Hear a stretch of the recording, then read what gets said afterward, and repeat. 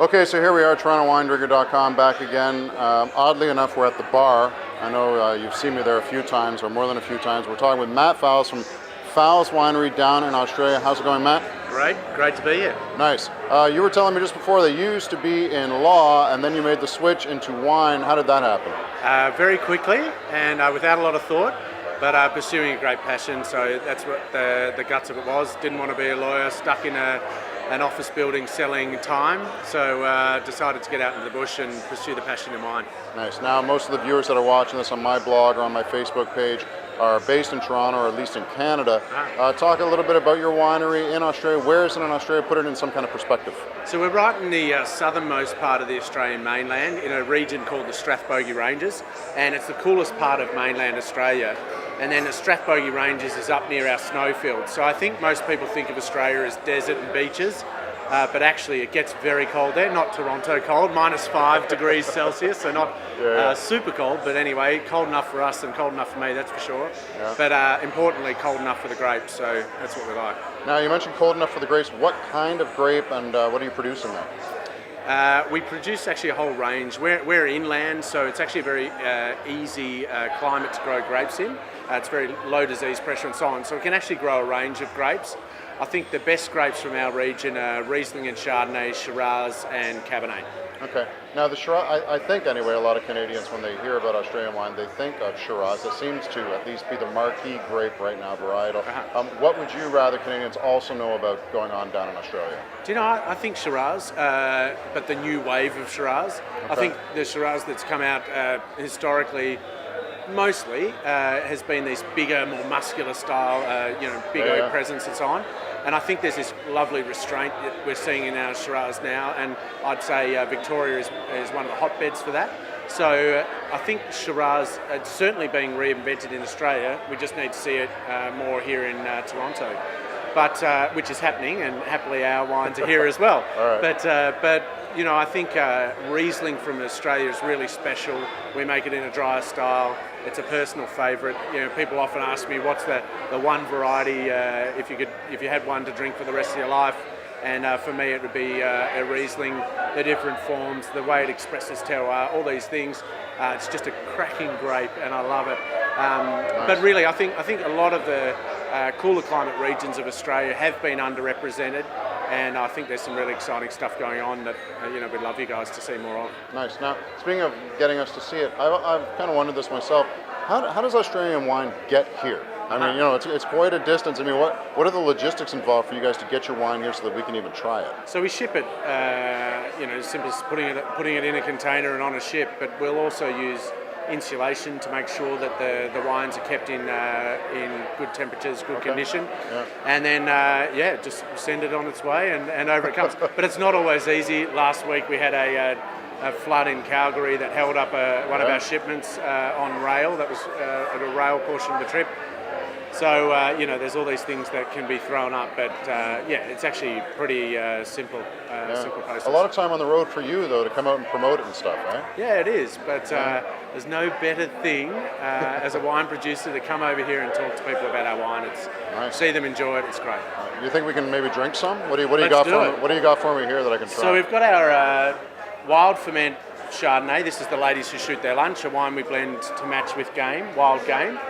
We have a wild ferment Chardonnay and a 2010 Shiraz. We've also got this RU Game Shiraz, which is one we've just launched on the general list now, and it's been growing great runs. It's a wine we blend to match with food. And then we've got Stone Dwellers, which is the wine that's been longest here in the market. Yeah, can you actually put down the glass for a second, maybe show to the camera? You said that your house is actually on this label. Yeah, that's right. So this is a topographic map of our region. And so it's a snapshot of the land, and that's what we want the wine to be. But on the land is, of course, our winery and our house. So, it's literally where we live, and we want to share that, obviously, through wine with people. So, nice. That's the guts of it. Which one do you want me to try? Well, I would start you probably over here on the wild ferment Chardonnay. Mm-hmm. So this is a 2011, which was a really cool vintage in our region. Again, we're blending this wine to match with game, so we're looking for a really pronounced aroma and got that. particular structure. And one of the ways we build aroma into this wine is with Viognier and a little dash of Semillon as well. How do you do that? It tastes like it really tastes good. I mean, this is a Chardonnay we're having, which correct. is so. If you don't mind, just for like 30 seconds. Last night I tried a Chardonnay from Niagara. Completely different from the Chardonnay I tried in California. Completely different from the Chardonnay I tried in Australia. For the uninitiated, how does that happen? Same grape and everything, but... Well, Chardonnay is one of those unusual varieties, I guess, that can take winemaking, which is a funny way to describe it. But you can work with the grape in so many different ways. You can have that, unoaked or virtually unoaked style, right through to the big, rich malolactic and oak-laden Chardonnay. So it's probably manifests in the broadest way. Whereas Riesling, I think, sits within a tighter band, for example, or Sauvignon Blanc's probably a better example of that. So, yeah, I think a lot of it's to do with where it's from, but then in the case of Chardonnay in particular, a lot of it's to do with the winemaker interpretation or the style they're seeking to express. Nice. The Chardonnay is great. I've also had I don't know if anybody saw it, they probably did. I downed the Shiraz that you gave me before I had the Chardonnay. The Shiraz is fantastic. I love the title of it too, The Ladies Who Shoot Their Lunch. It's got kind of almost a game flavor itself, the Shiraz, which I like. Yeah, well, that's a savoury. I believe that's a savoury layer that comes from 140-year-old English oak casks.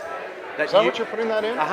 And they used to be port casks, but they've got this, 140 years of bacteria that's climbing around that barrel somehow. They're clean. But it just adds this savoury layer that's really special, and I think you're picking up on. That's pretty much unheard of, isn't it? 140-year-old cask? Particularly from England.